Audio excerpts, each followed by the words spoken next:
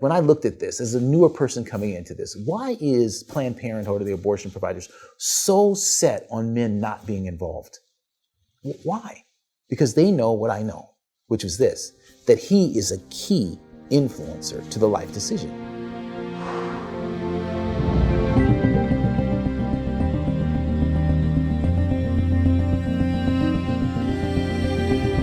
Roland, thanks for coming out. Glad to be here. I know you have excuses to come to California. Yes, I do. Besides to talk to me. How many not that it's not fun to talk to me, but how many grandkids I have 3. Only one in LA, but I got 2 back in Maryland where I live. So nice. It's good. Yeah. And how old is the one out here? Oh, she just turned 1. Actually, that's one of the reasons I'm out here. A little baby. Yeah, she just turned 1. So you don't want to miss that. That goes fast. It's a lot of fun. I gave her first taste of actual sweet stuff because her parents have been denying that for a whole year. So I got an opportunity to give her some whipped cream, and she enjoyed that quite a bit. So. That's the privilege of being a grandparent, right? I know. I contaminated her for life. And she loves you for life for it. I know. That's big smile. That's awesome. Yeah. So you're someone I very much admire in the pro-life movement, Thank and you're doing innovative things that not enough of us are when it comes to seeing the problem holistically and coming up with a holistic solution. So I want to get into your work as the president and CEO of CareNet. Yes. Which my understanding is has saved 1 million+ lives now. Yeah. Well, we're close. 940,000. Almost 1 million lives saved yeah. through your network of pregnancy resource centers. Yes. And sharing your evangelical Christian organization, sharing the message of Jesus with 2 million people. Did I get that statistic correctly? You're right. We're going to talk about all of that, but I want to start with the beginning because you didn't always work in the pro-life movement. No. You have your corporate background, you're a Princeton grad, and your story goes long before that. So let's go all the way to the beginning. Okay. Childhood. Childhood. Tell me about growing up for you. Yeah. And then you're landing ultimately at Princeton. Yeah, it's interesting. I guess in a lot of ways, when you kind of look back at your life, you can kind of see how these different dots are connected and how God just sort of connects a lot of these things. But for me, all this work really kind of goes back to me growing up in a home with a single mom. My mother was a teen mom. She had her first child when she was 16, 17, my older brother. And then she had me when she was 19. So by the time she was 23, she had 4 kids under the age 8. And she was alone, pretty much. My dad, although he lived in our community and everything, and they were married for a period of time, and it became a home that didn't have a father in it. So a lot of my story and my passion around this issue is really connected to growing up in that environment, seeing the impact that has on children and on mothers and on fathers in a lot of ways. And that was really kind of a starting point for me, even though I didn't really realize that. That kind of growing up in that environment really helped me see the life issue maybe differently than some other people do, and really seeing it from a holistic perspective in terms of what would you want if you could wave a magic wand, right?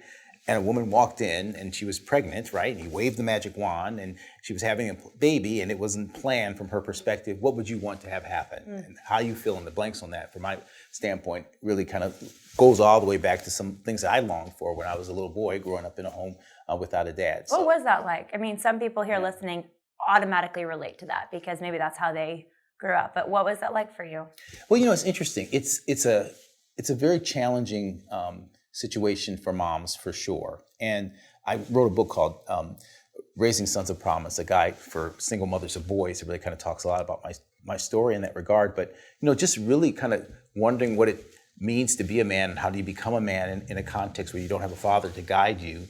Certainly, I could see a lot of the issues that I faced growing up, and even some that I even faced as a parent were kind of connected to some of that. So, you just learn a lot of things in that environment. Some of them are good, and some of them aren't so good. So it gave me a real passion around helping single moms, connecting them, but also a real passion around marriage, because that is the best societal glue to connect fathers to their children, is making sure that their father is married to the mother of their children, and that's the best way to connect them heart to heart with their kids. So from my standpoint, looking at all of that and my life experience there, really said, I don't want to repeat that pattern, even though I started to. So you're already thinking, I don't want to repeat. You already had the self-awareness or the self-knowledge to say, I don't want to repeat this pattern. How old were you when you were starting to kind of have that view? That's a really interesting question. I think I can sort of respond to that basically by the kinds of shows that I watched on television. So when I was a kid, I loved the Brady Bunch, and I loved Good Times until they took the father away. And I just remember seeing that family And kind of looking around my experience and not seeing that. And frankly, it wasn't just my family, but a lot of the women that I loved growing up were single moms. And so I grew up in what I call more of a single mother culture, where there really wasn't a lot of married men in the environment that I was in. And so I think in a lot of ways, just watching those TV shows and going to church and seeing men being husbands and fathers, it was just aspirational for me. And I didn't know really what I was missing, only that there was something missing. And I didn't want to have that same kind of cycle in some way, shape, or form. Even though I wasn't able to kind of put it all together in terms of what this meant, I certainly saw the impact of what it meant on my life and my siblings. So that was a big driver for me. That's amazing. It's like the power that media can have for good. Yeah. If it's showing something good. Yeah. Even if it's lighthearted, like the Brady Brunch or whatever. Yeah. So you kind of were maybe beginning to aspire to that yourself. Now you're obviously super gifted. You ended up at Princeton, and I don't know about that, but you've had this very impressive career before pro-life activism. A lot of leadership positions in a lot of different companies. What's your tell me about that? Being raised in a single parent household, and was it normal for kids in your community to go to Princeton? The other kids. I mean, were you kind of a very gifted kid growing up, and did people notice that? Tell me about that. Well, I kind of look at my life and realize that I could have easily have gone in a different direction. I mean, I could have been a different kind of statistic just based on what happened. Because when I was around 8 years old, my older brother actually drowned while we were on vacation. And that was a real pivotal moment in my life because he and I were very, very close. And he was it sounds kind of crazy, he was only 10 and I was 8. He was sort of like a father figure for me in a lot of ways. And that experience shaped a lot for me because once my older brother died, it's probably a longer conversation for another time, but that I was moved into the role of the older brother. And if you're growing up in a single mother household, there's something that happens and certain responsibilities that you start to take on. I often tell people that there were 2 boys that died when my brother died. My boyhood died when his did, in a way, because I felt in a lot of ways having to take on that responsibility in my family, even as an 8-year-old, with my father not being present on a day-to-day basis. And so that really shaped a lot of my perspective there. So I really wanted to achieve. I wanted to accomplish something. I felt like I had a responsibility for my family. It sounds really crazy as an as an 8-year-old, but I really felt that. I really felt that way very strongly. And it's interesting because when I had that experience, just the interaction with me and my siblings, all that whole dynamic, changed quite a bit. So can you share more about that? I can only imagine how painful that must have been. And how did it affect everybody?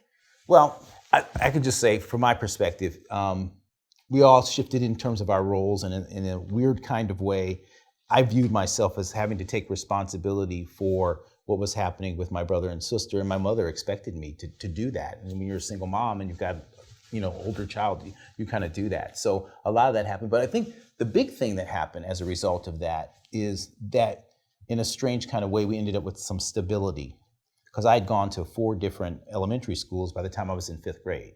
So there was a lot of instability around that. And then in my 5th grade year, my mother put me into this little small Catholic elementary school. There was I think there were like 15 people in the class. And that's when academically things started to really shape up for me. I'd always done well in school, but I'd skipped school a lot. I was in the streets running. My mother didn't know a lot of this, but we would go to school and get our free breakfast, and then my brother and I, we'd just run the streets till she caught us. What were you doing?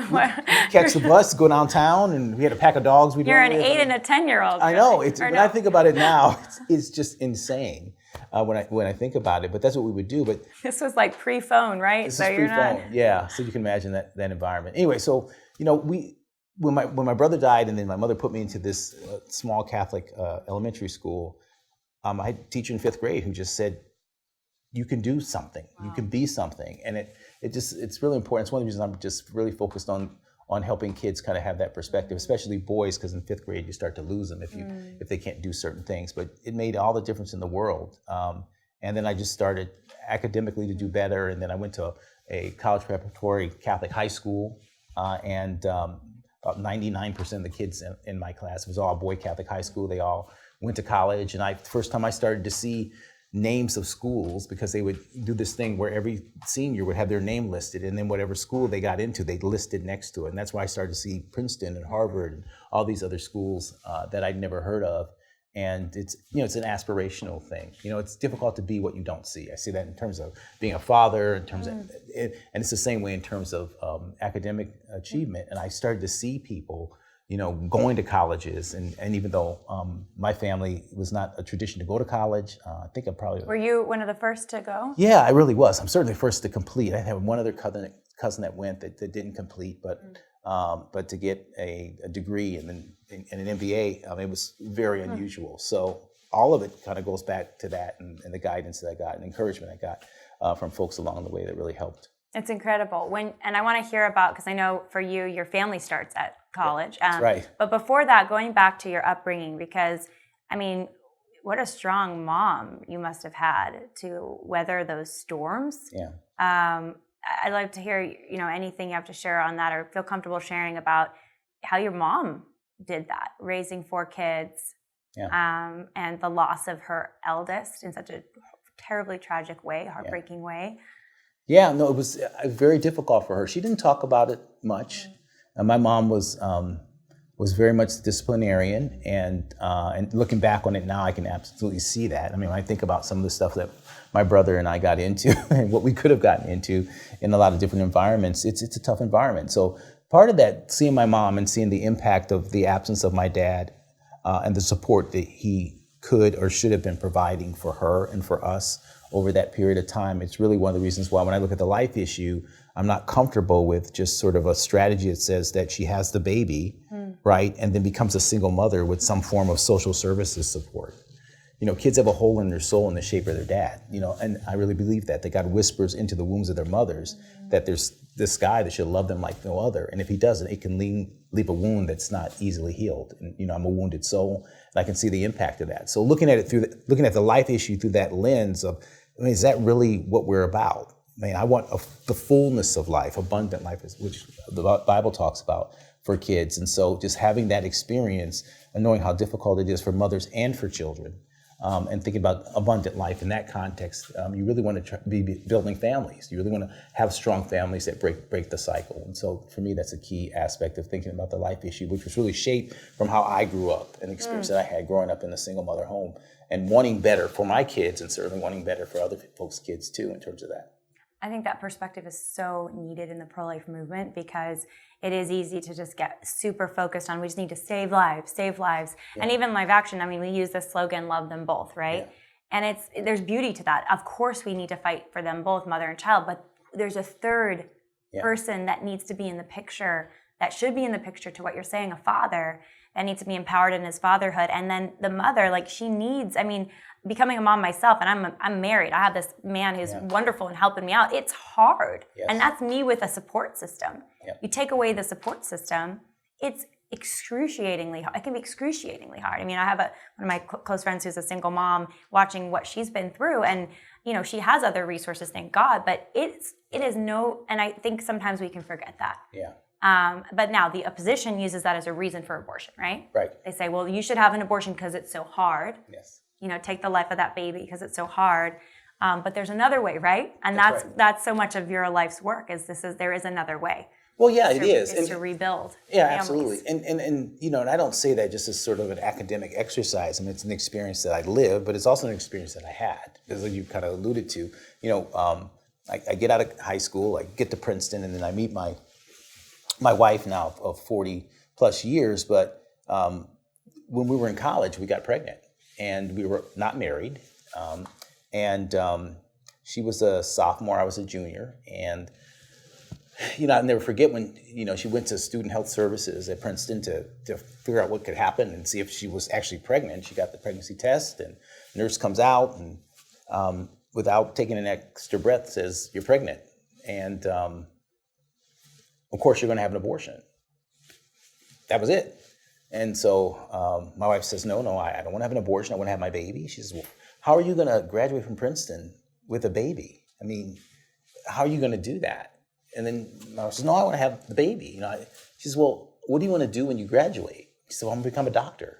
She says, how are you going to become a doctor with a baby? Graduate from Princeton with a baby, right? And so... By the way, your wife today is what? A doctor.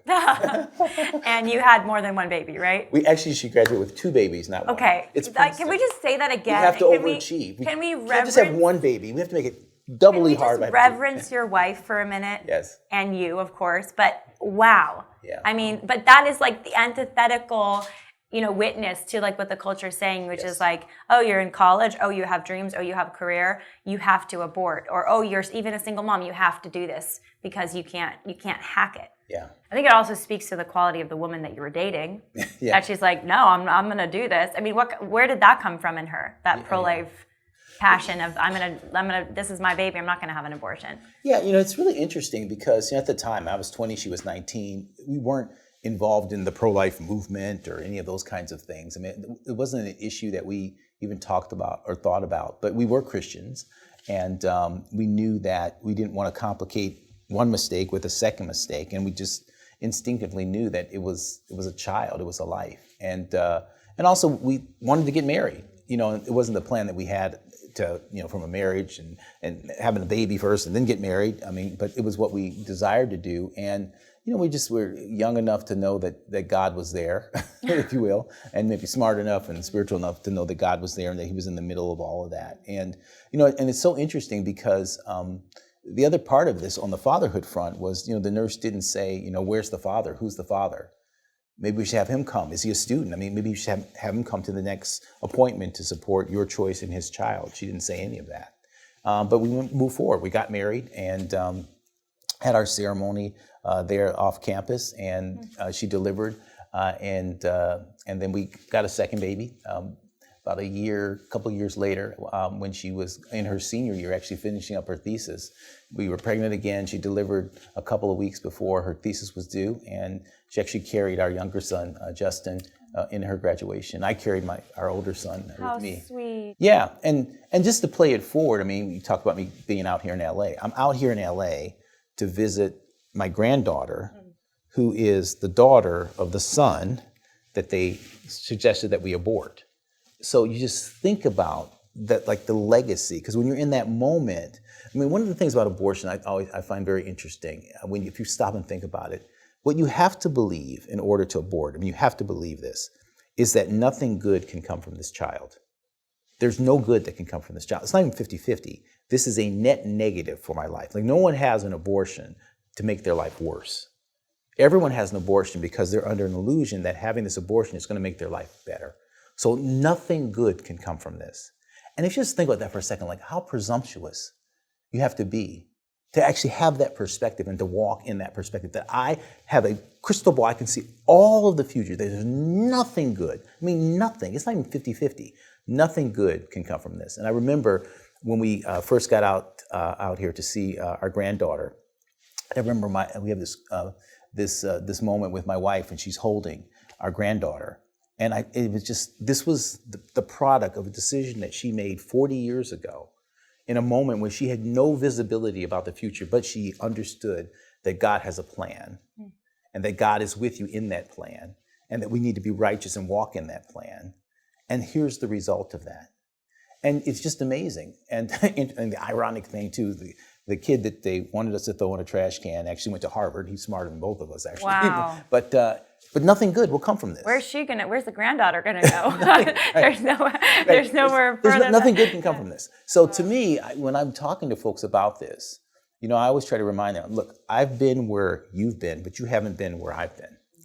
And really try to help someone kind of step out of the whirlwind that the whole unplanned pregnancy is, to step into the eye of that storm. And when you step into the eye of the storm, it gives you perspective. You can look up and hear from God, and you can look out and gain perspective about what's happening in your life situation. You'll have to get back in the storm. The piano comes every third rotation. You'll know that, right? But you need to step out of that storm and really kind of challenge yourself on this. Do you really know that nothing good can come from this? And of course, you've talked to folks who've had abortions and the tragedy that happens as a result of that. Because when you have the abortion, you have this sort of this graph that's sort of a relief regret crossover, I call it, where relief is very high. You have the abortion, and then regret is very low, right? So relief is high, regret is low. And what happens over time, I've seen again and again and again, that relief starts to go down and regret starts to go up. And at some point, you have no more relief, and all you have is regret. And that's when I've talked to people who've been just in a crisis, because now I had this abortion and there's nothing I can do about it. And it haunts, and it can haunt you. I call it like sort of the telltale heart from Edgar Allan Poe, where you just hear the heartbeat of the child and it just haunts you, and it haunts you, right? But the blood of Christ obviously is what we need in order to kind of free us from that bondage. But this perspective that nothing good can come from it is really, it's really such an odd thing for you to embrace, because of course we don't know any of that. Good things come from all kinds of things that we thought good things weren't going to come from. So it's an important part of our story, and the reason why, from my perspective, really reaching folks as early as possible, having that conversation with them is really important. The comedian Chelsea Handler, you might have seen this clip. It went viral recently. So she did a little spot on SNL, a day in the life of a childless woman. And she's an older woman. I think she's probably in her 50s now. But she was talking about, or she is acting out, like all the things she gets to do because she doesn't have kids, like travel the world and wear high heels. And like, I have two babies and I wear high heels, so I don't know where that came from. But, all this stuff basically glamorizing, satirizing that, how hard it is to be a mom and how great and fun it should be to be a childless woman. And the particular tragedy, I think, of this little skit, which is kind of mocking motherhood and celebrating not being a mother, right, is that she's had 3 abortions. And she had those abortions decades ago, her kids are not going to be babies forever. Yeah. Your toddler years, they go by in a flash, right? They're hard, but they go by in a flash. And, she can travel the world. You can wear high heels. You can have a job. Your wife is a doctor and did medical school with young children. And it's a way she's like, this woman, Handler is like acting out this justification for these 3 children who could be alive today or not. And she's sort of sticking it to the, maybe the pro-lifers or the mothers, saying like, well, look at all the cool things I get to do, and making a joke about it. And it's just the loneliness of that and the sadness of that. I just, what kind of place must you be in your heart to think that life is about wearing high heels and you're, because now your adult children are not with you because you had aborted them. I mean, it's just like, it's painful. Yeah. It's painful. Yeah. No, I think that again, it's sort of a comedic interpretation of the nothing good can come from this. Exactly. So it's a presumption that I know that this is the best life I could ever have. And you're actually making that decision based on a life that you don't know, and you're making that decision based on sacrificing someone else's life, right? So there's a lot of people, that could have that same kind of conversation or same kind of perspective, right? When you unpack what's the worldview that's reflected there.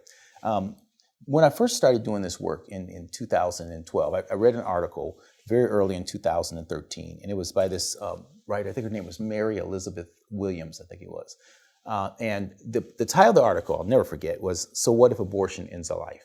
And as you read the article, essentially she's sort of taking sort of pro-choice folks to task for saying that the fetus in the womb is not a life. And she's saying, essentially, kind of, you sound like flat earthers. I mean, she didn't say that, but it's kind of the point that, that of course it's a life. And you think, well, okay, maybe she's coming to a perspective that's going to lead her in a direction, the right direction, in my view. But she ends the article with the words that I would put the life of the mother over the life of the fetus, all the while acknowledging that the fetus is indeed a life worth sacrificing. Okay? Just kind of let that settle in, right? Because if you take the word mother and replace it with, I don't know, Nazi, and take the word fetus and replace it with Jew, or take the word mother and replace it with slaveholder, and take the word fetus and replace it with slave, you can see that the worldview reflected in the statement is the same worldview that those who have done the most heinous, tragic, horrible things in human history have done. And in a lot of ways, that's kind of what's happening here with this comedian, right? Because she's kind of doing the same thing. She's saying that this life is worth sacrificing so that I can have a better life. Well, that's the same thing that Hitler thought. And there are lots of people who think that way. And would you celebrate that. It's one thing if you say, I don't want to have children, and you don't. That's one thing. It's another thing to say, I don't want to have children, and I sacrifice children. That's a totally different thing. That's a totally different picture, right? You have agency to make a choice about the kind of life that you want, but you're making a choice about the type of life somebody else can have in the scenario that's laid out there. But that's really what's behind all that, and that's why there's a sadness there, because she doesn't even realize that she's adopting the same worldview of some folks that she would just find atrocious and heinous and would actually protest against. But the reality is you're celebrating and mocking a perspective that actually reflects the same worldview that you have in this moment. That's so well said. And the difference with our cause, right, from other causes, you mentioned slavery and, the Holocaust and, all kinds of human rights abuses throughout human history, right, is for most of those causes, the victim at least has a voice of some kind. There's an opportunity to break free from the chains. There's an opportunity to start at least a league, to fight against anti-Semitism. Like there's people out there who are part of the victim group who are going to say enough of being victimized. We're going to fight for our rights, right? And typically, though, you need allies, right? You can't just do it alone, especially when you're the victim. But with the pro-life cause, the child in the womb can't lobby, can't organize, can't even speak, is completely dependent, completely, you could say, isolated, And then the secondary victim, people get mad when I say sometimes that abortion has a second victim of a mom, but, we can be victims of our own choices and harm our own selves, and that's what abortion does. But, that's all the more reason why we need more.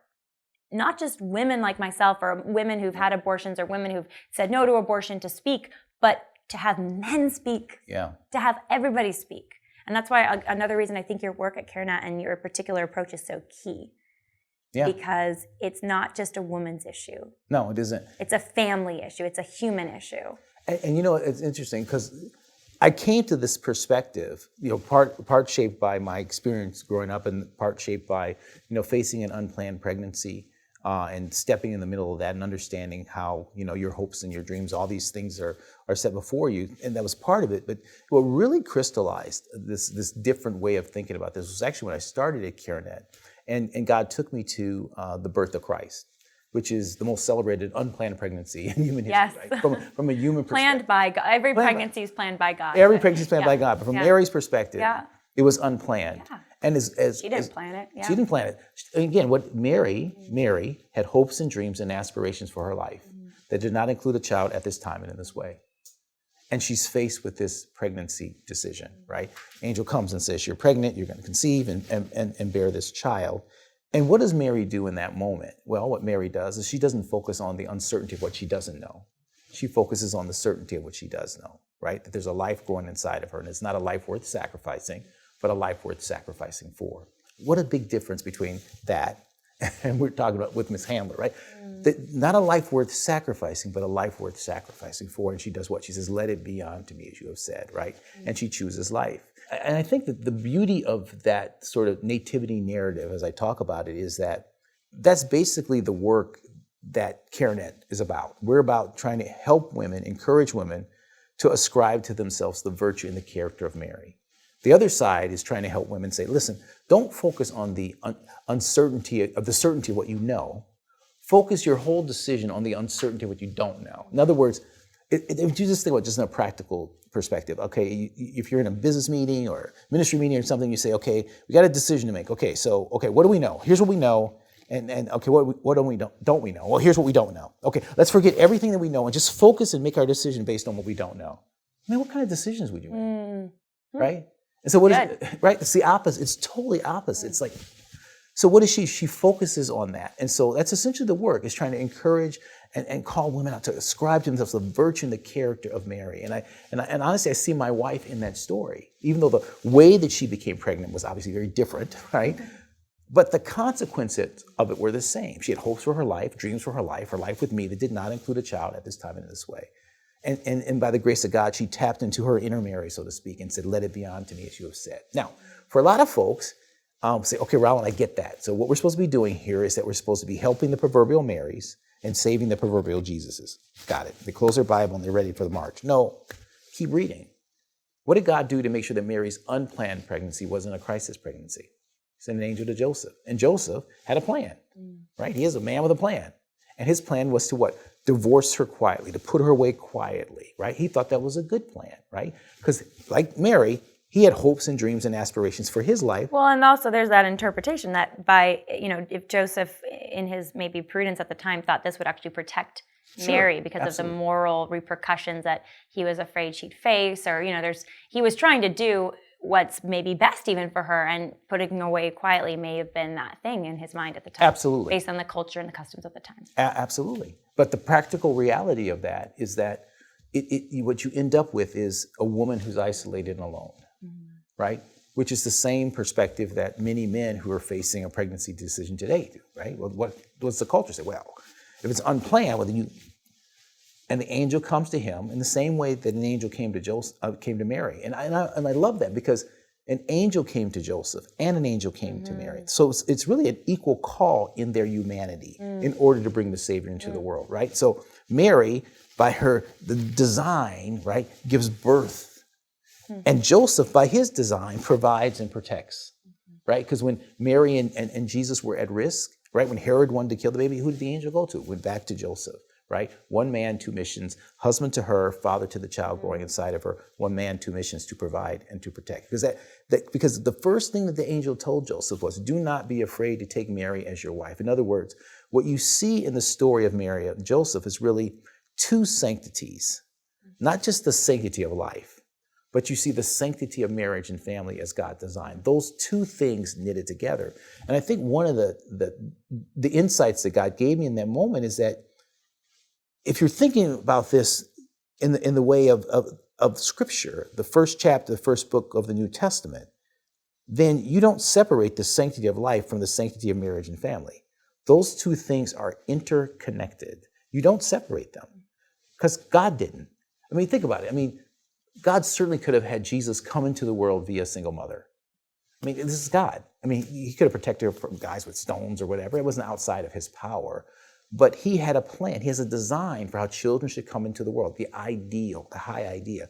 Father and mother united in marriage, loving each other, loving their child, and loving God. That's the high idea. And so Jesus came into the world consistent with that design, that accomplished God's purpose to bring a Savior into the world without violating his principle, right, of his design of family. And so Joseph is brought into this so that the Holy Family is holy family, right?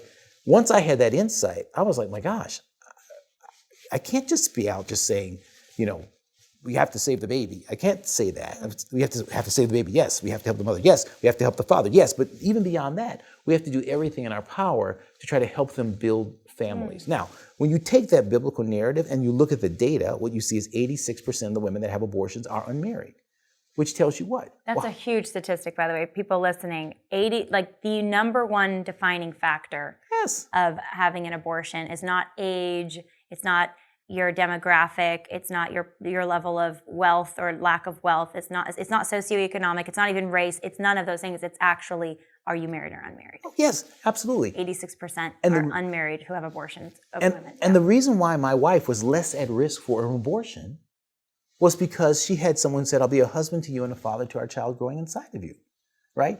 Because this whole issue, as I see it, is about 9 months and 1 second, right? 9 months and 1 second.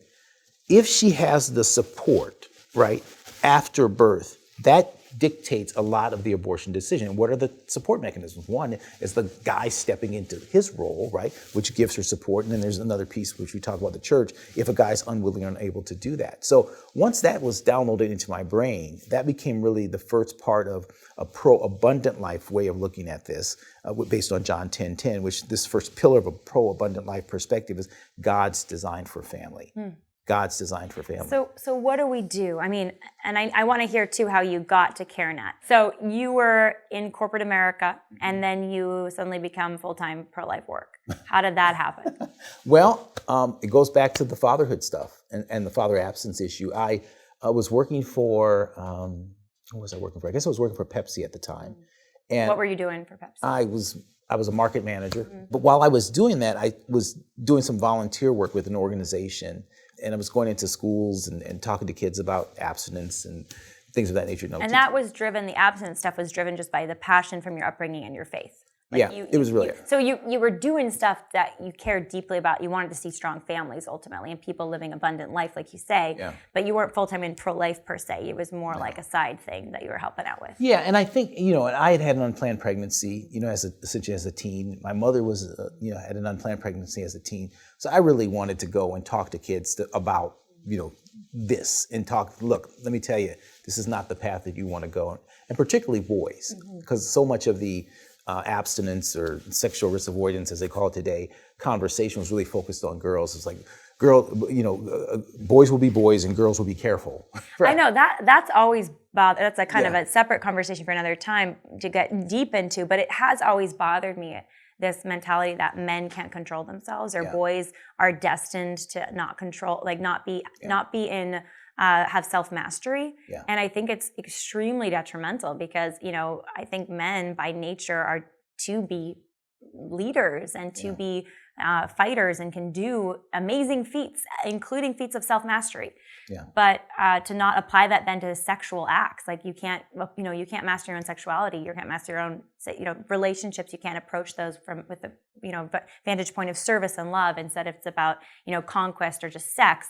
It's a terrible disservice to young men. Yeah. Send that message. And a lot of sex education, unfortunately, is that message. It's like sex is just a biological act and just use safety, use a condom and all of a sudden like you've done this service to humanity. And it's like, what about actually getting married and loving the woman that you're asking for her body and you're giving yours to, like, what about that? What about love? What about commitment? Yeah. And there's consequences for that too, in terms of how you long-term, I just look at my own life, how you start to view these things and the impact that it can have all the way through, even into marriage. And so I wanted to try to help break the cycle of that.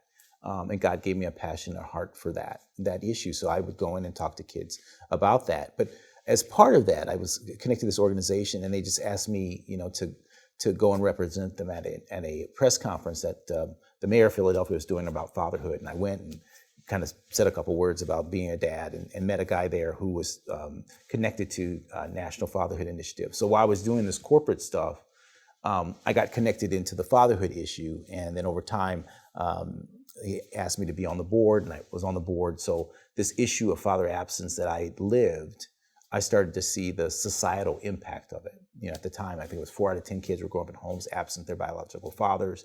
And some of the most intractable social ills, low academic performance, teen pregnancy, crime, all these different things were connected to that. And no one was really focused on that. They're focused on the consequences of father absence, but not really the father absence itself.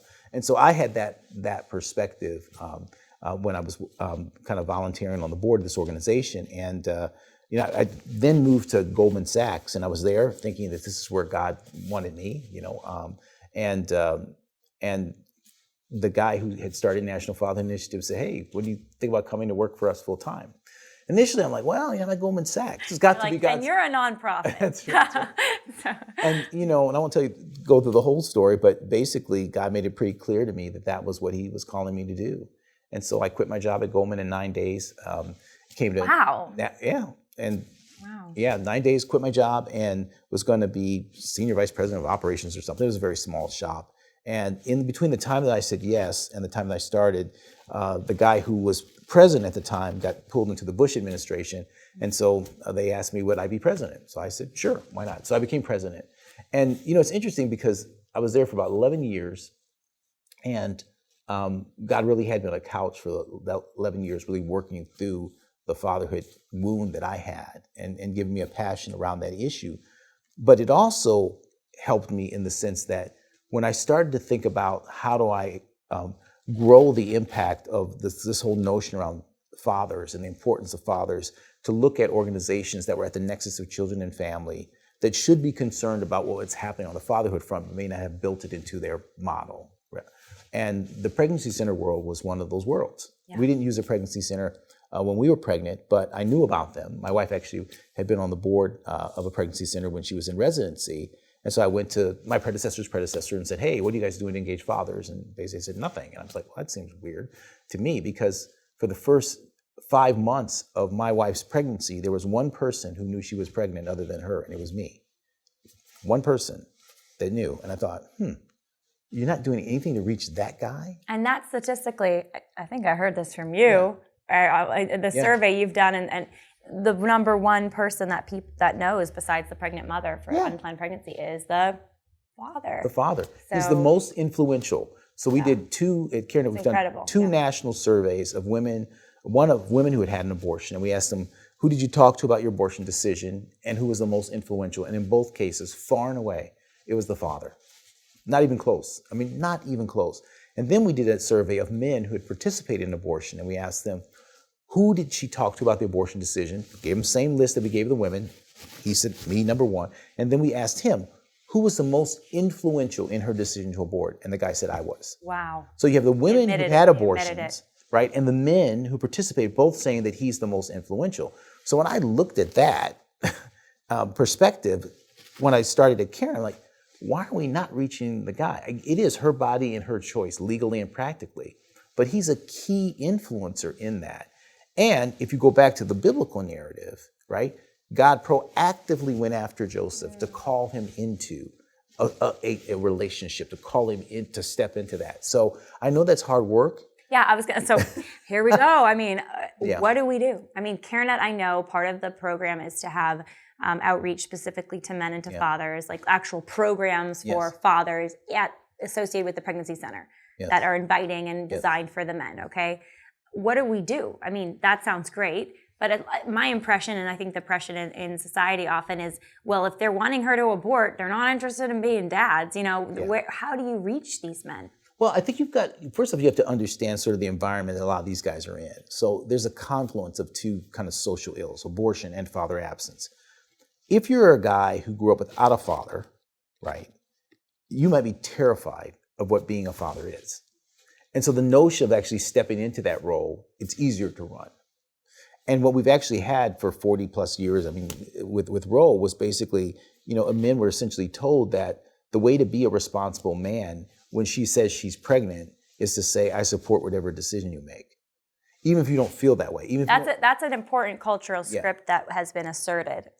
Important. It's a terrible cultural script, but if you are a good man, well, first of all, you practice safe sex, Right. Sex is not supposed to be safe in that way, and it's supposed to, it can bring life, and that's beautiful. So that it's a misnomer of safe sex. But do that, and then if she's pregnant, which often can happen, even with safe sex, then your job is to say, I support whatever you decide, your body, your choice, which is basically putting the weight of the decision on her. Yes. And it's abdicating your role as provider protector. Yes. Absolutely. So it's no wonder that woman is going to say, you're not getting down on one knee to say, I commit my life to you and this child. No, you're saying, whatever you decide. Well, and it's interesting. No wonder so many women have abortions. Well, and we actually found that's not masculinity, by the way. If anyone's listening, it's not masculinity. Yeah. This is the crisis of the lack of being a man. Yes. That's hurting so many people. Yeah, and it's been reframed as what responsible manhood is. But and my thing that the insight I had around that is that if a woman tells a guy that she's pregnant, right, it's not because she needs to hear him say, I support whatever decision you make, because she doesn't need to hear that.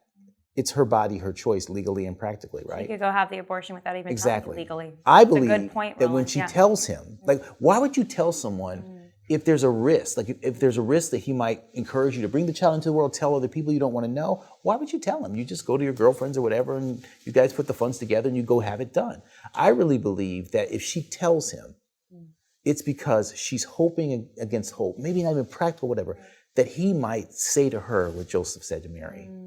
I really believe that. Otherwise, there's really no moral, legal, social reason to ever tell the guy. So how do we reach these men, Roland? What do we do? Well, you invite them. I mean, to me, what God's model with Joseph is so important. You go and you seek them out and you call them in. When I first started at CareNet, and I started to really kind of look at what we were doing on the fatherhood front, I think about 12% of the centers had anything that was focused on fatherhood. Now we're up to about 60%, have some form of fatherhood programming in some way, shape, or form. And a key thing is just inviting him in.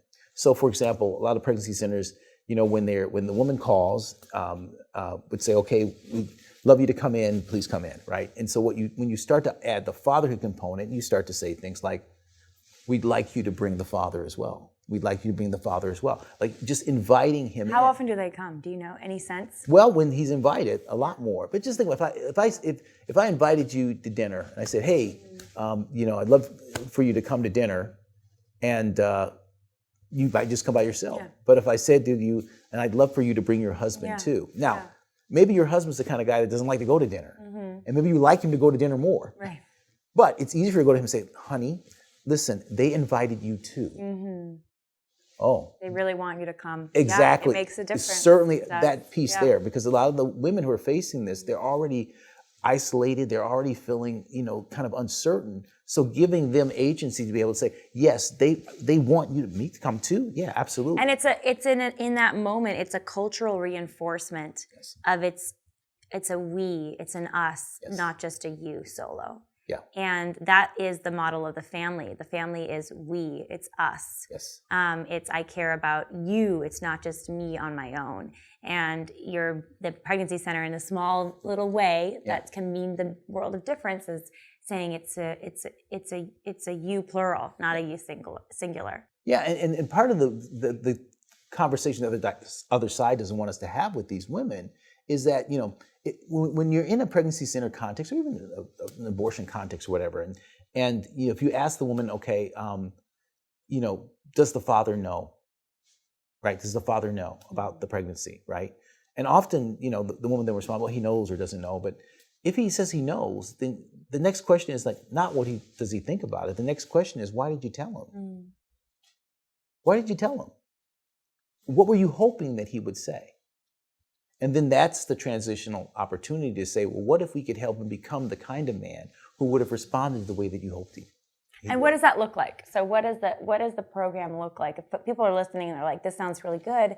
I know Roland is right and that it's so needed. So what does it look like to take a man who maybe himself grew up in a fatherless home or has his own wounds and struggles or is kind of defecting from responsibility, doesn't want to deal with it or whatever it is, right? He has his own issues. What does it look like to help reach out and to form him? Give him the strength he needs and the guidance he needs. Yeah, well, what ends up happening at the pregnancy centers, and just many of them that are doing this, is they now have men's ministry coordinators in the pregnancy center. So when she comes in, she does her intake, he does his intake.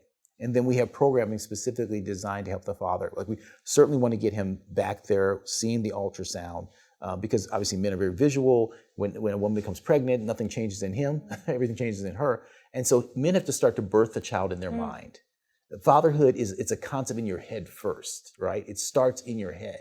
And so you start that process. So he sees the ultrasound, and then we're now starting to have ministry programs like Dr. Dad, which is a resource. Actually, it was written by my wife as a family practice doctor, which is designed to help fathers of infants and toddlers around health and safety and things of that nature. Start getting him to start preparing to be a father. Everything from what do you do when the child has a temperature, how to swaddle, all these things that men tend not to know. You start building that skill set, and skill set is tied to motivation. You're motivated to do things you have skills in.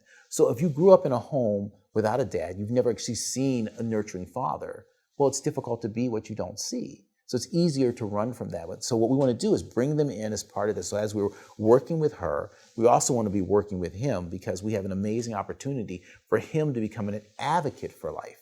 And here's the thing. When I looked at this as a newer person coming into this, why is Planned Parenthood or the abortion providers so set on men not being involved? Why? Because they know what I know, which was this, that he is a key influencer to the life decision. So I need to leave him outside in the car smoking a cigarette. Now, if he's at the pregnancy center outside and smoking a cigarette, well, we got a problem because here's the thing. They don't need him. We actually do. One, because he's the most influential in her decision.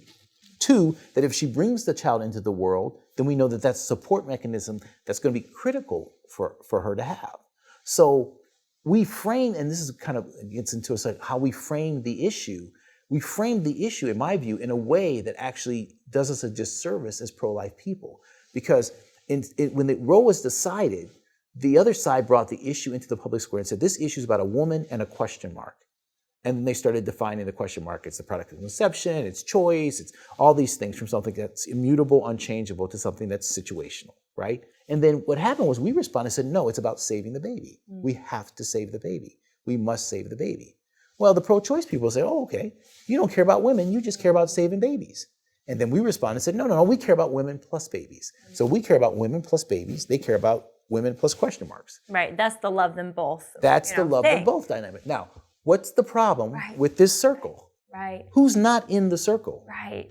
And guess what? Yeah, we so actually true. need him in the circle. They don't. Well, we need them, and that child needs them. Of course. We It's like, that's the whole point, right? It's that's the whole point. Yeah. So that was an observation I had early on when I came to CareNet, because I started looking at, wait a minute, we've allowed them to frame the issue, and we've responded with the framing. They don't want the man to be involved. And now and we need him to be involved because he is key to that life decision. So one of the first things I tell people is I just reject that entire paradigm. That's the reason I don't say love them both or that kind of thing. It's a debate internally at Live Action. And it really is. No, it really is, because it's like love them both and him, but it's like. But my thing is, like, I wouldn't even be stuck in that paradigm, right? To me, it's focusing on God's design for family, right? God's designed for family, right? And also from that perspective, which includes these two things, the sanctity of marriage and family and the sanctity of life. So it's when you frame it that way, what you see is, oh, okay, God's designed for family. You don't have that without men, right? You don't have, so there's no way to exclude the guy. So you have to say, well, am I as aggressive in terms of seeking out the guy and calling him into his role as God was with Joseph?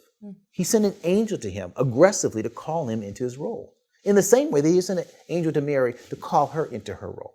And so for me, when you start to think about it through that biblical lens of the birth of Christ, to me, I feel like as Christians particularly, isn't that the model we should use? My thing is like, well, dang, okay, when we face unplanned pregnancies, my first thing was, well, let's go to the book. Let's go to the Bible. Is there any place where there's an unplanned pregnancy from a human perspective that we can use as maybe a model in terms of how we might want to think about what we're doing? Well, it's in the first chapter of the first book of the New Testament. First chapter of the first book of the New Testament. God's design for family.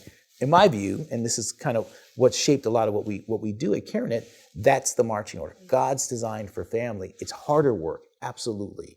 Men are much more difficult to reach than women. A woman who's facing a pregnancy decision, she has to go somewhere. She's got to go somewhere. I mean, the baby's coming. She has to go somewhere. The guy doesn't have to go anywhere. So that means for her, you just need to receive her, but for him, you need to retrieve him, right? Receive her, she's going somewhere. Retrieve him, because he don't have to go anywhere. And that model together is what we're trying to do in pregnancy centers now with the ministry initiatives that we have that are focused on the fatherhood piece, because it's so important. Because we want to bring the child into the world, absolutely. And yes, we want him to step into his role as a father, absolutely. But we also want to call him even to a higher role, which is as a husband. Because, see, when a woman's facing a pregnancy decision, there's these three strands. Now, the scripture says a cord of three strands is not easily broken, right? So the first strand is the guy saying, well, I want the baby. That's one strand. Okay, he says, I want the baby. Now, women say, I've heard guys say they want the baby, and then they run. Well, then he says, well, okay, I want the baby and I want you. Okay, so you want me and you want the baby. That's better. It's two strands. So you want to cohabit with me and be a baby daddy and I be a baby. That's better. But if he says, I want the baby, I want you, and I want us.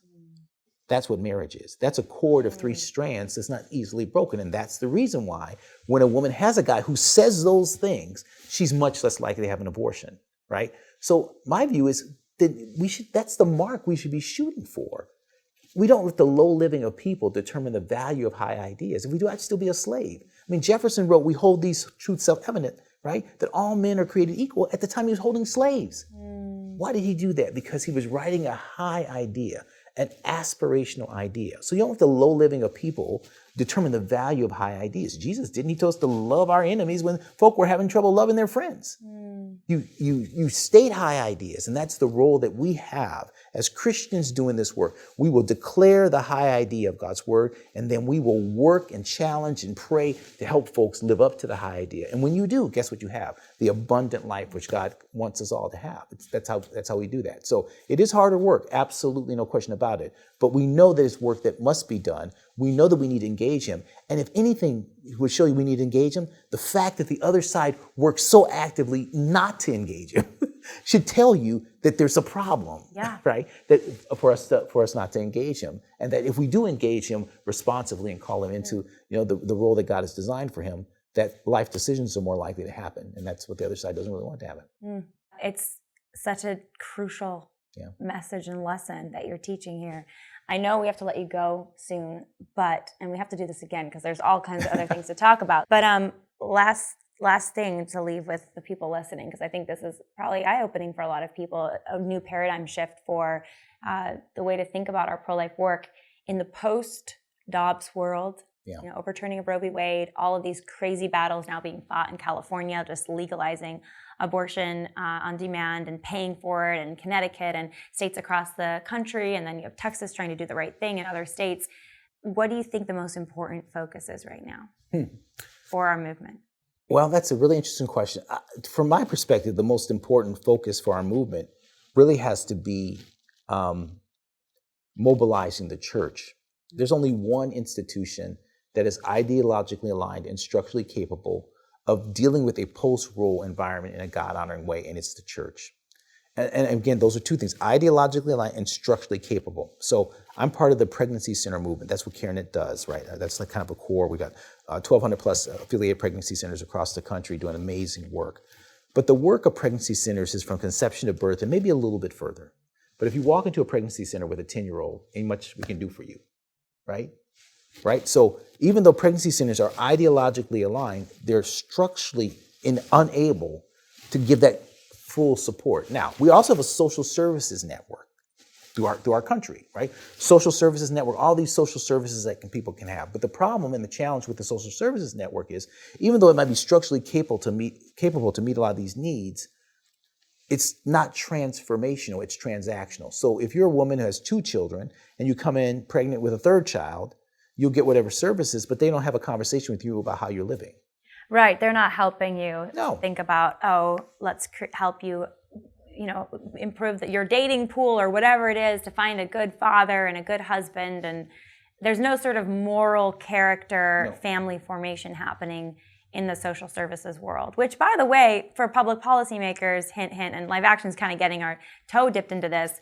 If public policy, that's social public policy, is not recognizing what is the ideal and fighting for that ideal to help move people towards it and assist them towards it, then you're actually going to move them towards a non-ideal. Right. And that's going to create other chaos. So it's another conversation for another time, but you're exactly right. The current system's not helping people move towards the ideal. No, it's transactional.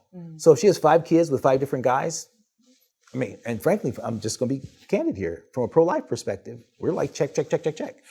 But when you think about it through a biblical lens, check, meaning there's all these babies that we can get. So they brought the children into the world. Right. From a pro-abundant life perspective, I mean, Jesus basically said, come as you are, essentially, come as you are, but don't stay as you came. Be transformed by the renewing of your mind. For your own sake, too, because I think that's the missing piece. This is not some hard, judgmental line that we're making people walk. It's not this standard that's impossible. It's instead saying, we want you to be happy. Yes. We want you to be free. We want you to be abundant, as you say, live an abundant life. And the path towards doing this is deeply connected, and you need to have rightly ordered relationships. Yes. If your relationships are broken, you're going to break. Yep. And that takes making choices that are good for you and for the people you're with. And those choices sometimes are unpopular or hard, but the more you make them, you build that habit, and all of a sudden your life is changed. Well, they are, but you've got to be willing to communicate those high ideas, and the government structure doesn't want to communicate those high ideas. And so what ends up happening... Let's change that, Roland, okay? Let's work on that. So that's why I believe the most important thing is for the church to be mobilized around this issue. And that's frankly not going to happen unless the church really starts to see this issue primarily as a discipleship issue. And what I mean by that is helping someone who is facing a pregnancy decision, that is a good work, right? That's a good work. Well, as Christians, all good works that we do should lead to discipleship. Water for the thirsty, food for the hungry, clothes for the naked. We see those good works that lead towards discipleship. But because of how politicized the abortion issue has become, compassion for the pregnant is outside of that. It's viewed for so many people as a political conversation. So if you talk to a Christian and you say, are you pro-life? And they say yes, and you say, prove it, they'll tell you who they voted for. Now, don't get me wrong, there's a political component and a need for material support, but it's not primarily either one of those things. In the Christian worldview, it's primarily a discipleship issue because every good work that we do should lead to discipleship. So that means that the church and the body of Christ has to be coming alongside these folks who are facing pregnancy decisions because we have that transformational message of God's design for family. And only with the church has the second piece of the pro-abundant life perspective, which is God's call to discipleship. Now, here's a way, from my perspective, how you kind of anchor this firmly in the church and anchor it firmly in terms of the work that we're supposed to do. As Christians, there are two great initiatives that we are called to support in our private life and promote in the public square. It's the Great Commandment and the Great Commission. The Great Commandments, and it's in Matthew, Mark, and Luke, and particularly in Luke, I love it there because a lawyer comes to Jesus and asks him, what must I do to inherit the kingdom of God? Great question. Jesus doesn't say it's a dumb question, it's a good question. And the lawyer says, and then Jesus says, what does the scripture say? And the lawyer quotes back to Jesus that you must love God, right, with all your heart, your soul, your strength, and your mind, and to love your neighbor as yourself. And Jesus is like, thumbs up. Now, here's the thing, and this is why this is firmly, only the church can transform here. If you look at that passage, that what is said there, the word that's used for love in that passage is the word agapeo in the Greek, which is a sacrificial love. You sacrificial love, like a sacrificially love, right? And if you look up the meaning of the word neighbor in the Greek, it means near one. So you're supposed to agapeo your near one. Now, for a woman who's pregnant, who is her nearest near one? It's the child growing inside of her, because nearness is defined by proximity, I'm next to you, or next of kin. So her nearest near one is the child growing inside of her. For the guy who got her pregnant, who's his near one? Well, of course, the child growing inside of her and her, right? So what's supposed to be happening here is that someone who's facing a pregnancy decision is supposed to be thinking through this issue in terms of sacrificing for the child, right? That's not a narrative that's in the culture.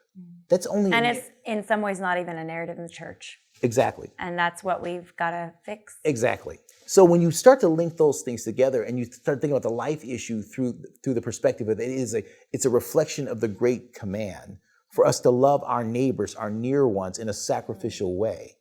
For us to think about this the way that, the lawyer then said, well, who's my neighbor? And then Jesus tells the story of the Good Samaritan, right? And then the story of the Good Samaritan, who's there? Well, you've got the injured person who cannot, to your point that you started with, cannot advocate for themselves.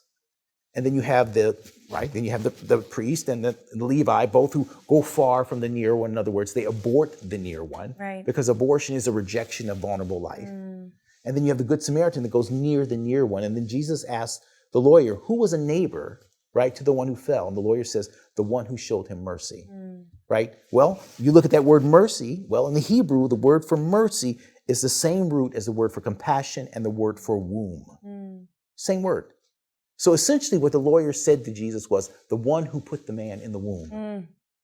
Wow. Babies have one voice in the womb, and it's the heartbeat.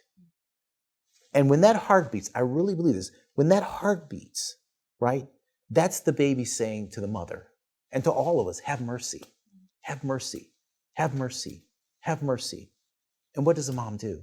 She responds, I will agapeo you. I will sacrifice for you. It's a beautiful, beautiful thing.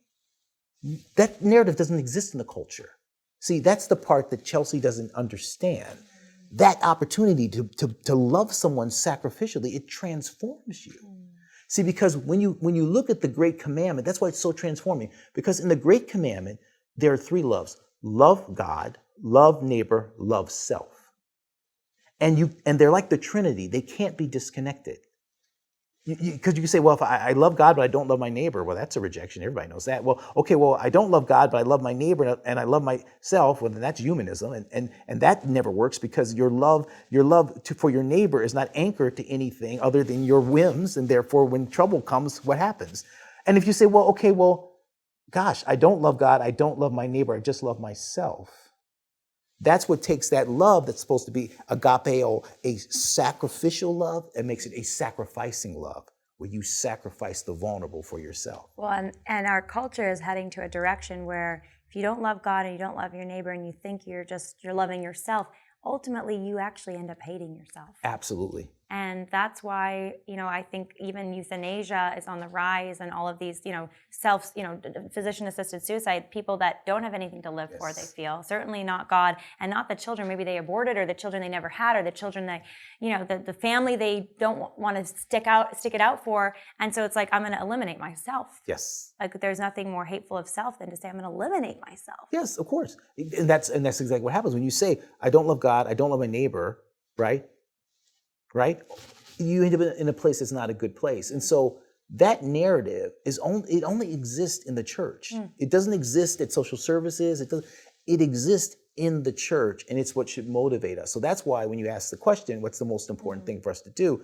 My view is for us to start thinking about the life issue as a fulfillment of the Great Commandment, right? And then also as a fulfillment of the Great Commission. And that's why when I talk to pro-choice people, particularly Christians who profess to be pro-choice, I don't talk to them about when life begins or any of that stuff. The first thing I ask them is, look, as a Christian, you know that you're called to the Great Commandment. And most of the Christians that, kind of are pro-choice, they would say, we love the Great Commandment because it's all about loving your neighbor, right? Because that's all the social justice stuff is about loving your neighbor. My question is, well, how does aborting someone created in the image of God show a love for God? And how does aborting your neighbor support loving your neighbor? I'll wait. Explain that to me. Because whether you're progressive or liberal, if you're a Christian, you're called to the Great Commandment. You don't get a pass, right? And so you have to be thinking about this issue through that lens of the Great Commandment and then the Great Commission, because then how does aborting the one you're supposed to be making a disciple support making disciples? I mean, that's like a missionary going into the community and saying, we want to make disciples of all these folks here, let's just kill them all. I mean, that's heinous. Well, that's exactly what's happening. So I think that this issue first has to be, the biggest thing is the church mobilization around this, A. B, us reaching folks who are Christians, who profess to be pro-choice in our churches, so that we can end abortion in our churches first as a key strategy of something that we should do, because this is the log in our eye versus the speck in the culture's eye. And the fact that the abortion numbers in the church are about equal to the abortion numbers outside the church, how are you going to reach the rest of the world, Judea, Samaria, the rest of the world, when you ain't even got Jerusalem right? And so that's my strategy. First, really focusing on building this God's design for family from a construct, how we communicate in the public square, God's call to discipleship, right? Seeing the life issue through the lens of discipleship. And then with that perspective, starting with our church to help the church be right on the life issue so that we can help others. Transformation doesn't come from the culture to the church. Transformation comes from the church to the culture. And so if the church isn't right, we can't expect to get the culture right. Long answer to a very short question, but so good, that's Roland. my gift. Where can people find your stuff, your books, your organization? Well, you can go to care-net.org. For our website. And I also encourage people to go to makinglifedisciples.com, because that's really where our church initiative sits and where we are very focused on helping people in churches build small groups to come alongside folks who are facing pregnancy decisions. So those two places, care-net.org, and then also makinglifedisciples.com to learn more about what we're doing in that area. Fantastic. You are awesome. Thank you. Thank you. Let's do this again. Yes, love to. Thank you, Roland.